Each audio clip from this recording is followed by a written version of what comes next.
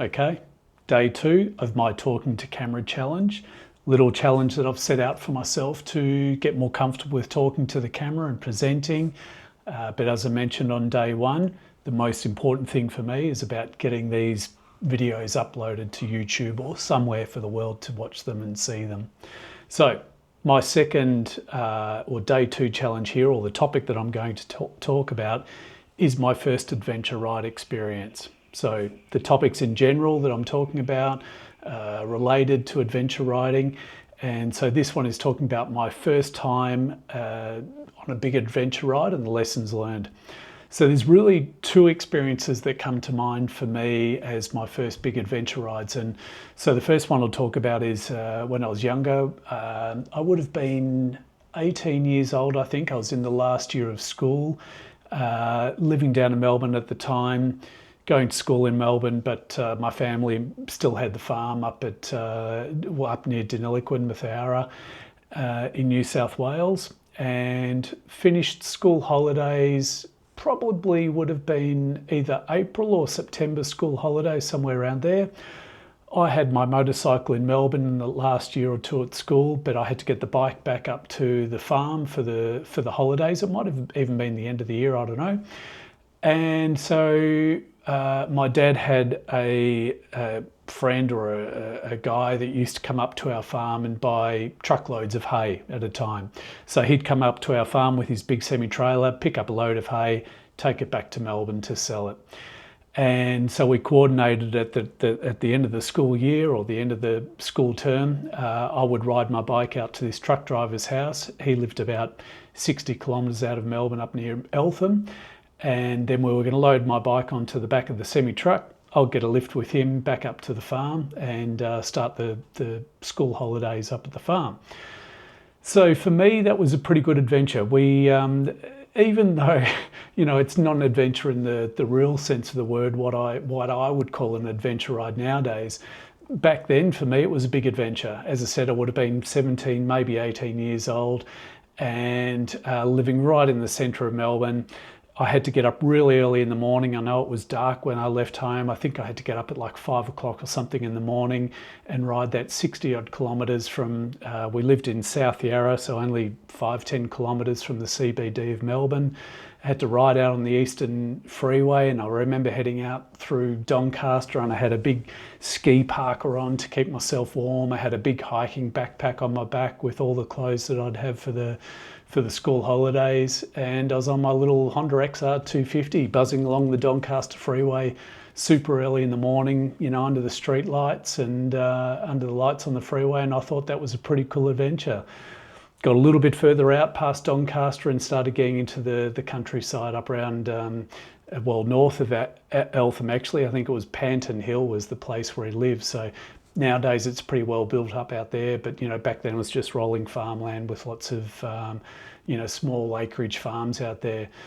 Got out to Graham's place, the truck driver. We loaded the XR up on the drop deck semi, and I jumped in the cab with Graham and drove the 2.5 hours, 3 hours up to our farm up near Deniliquin. So that was a pretty cool little adventure for me when I was sort of 17, 18 years old. I still remember that feeling, being rugged up inside the jacket and on a pretty cool sort of morning. And that sort of, I guess, sparked a bit of excitement in me. The next, or the second adventure which comes to mind for me, which really is the start of our whole machine business journey, if you want to use that word. I hate that word. That word journey for me drives me nuts. But anyway, this is kind of where the business machine started from. So 2011, actually this probably would have been in April, if I remember correctly, about April or May 2011. We got the gig to run the BMW Safari later that year in August, I think the event date was, and I went up there to do a recce for the event. So at the time I was living just out of Melbourne, up around Gisborne, and the event was starting in Broken Hill, which was about, from where we lived, it would have been a good 7 hours away, I guess. It's about 5 hours to Mildura, then it's another couple of hours up the road from Mildura to Broken Hill. So we're riding up to Broken Hill to start the recce, and then it was going to be 5 days of recce riding around kind of the Flinders Ranges, South Australia, and we were due to finish the recce in Port Lincoln, I think was the event plan. So yeah, we had a bit of recce riding to do over about the space of a week. And so I had an 800 GS BMW was the bike that I was riding on the recce. And I remember loading the bike up. I think I rode the bike from Melbourne, picked it up at BMW out at Mulgrave, rode that 60 odd kilometres out to Gisborne, and then a couple of days later we're all loaded up with a gear bag or a dry bag on the back of the bike and a tank bag and all these sorts of bits and pieces that you had to use to go adventure riding, and had the bike loaded up and rode from Gisborne up to Broken Hill to start this recce. And so that first day's riding, I mean, as I said, it was a good probably 7 odd hours of riding, and I just remember that feeling of getting on the bike and how much stuff there was. Like, you know, with an adventure ride like that over the space of the week, I guess it was really the first time that I'd, well, maybe not the first time, but it was one of those times I really loaded up the bike with, you know, a week's worth of gear, and we had to be self-sufficient as far as carrying tools and tubes and things like that to be self-sufficient for a week riding in through the Australian outback. And I remember getting up to Broken Hill that next day, and I pulled a heap of stuff out of the gear bag. I just simply had too much crap with me. I ended up, made a little post pack, a satchel post bag, and went to the post office the next morning and dropped that off to post a base layer or mid layer jacket that I figured I just wasn't going to need the next few days. Just simply had too much stuff with me and I wanted to lighten the load.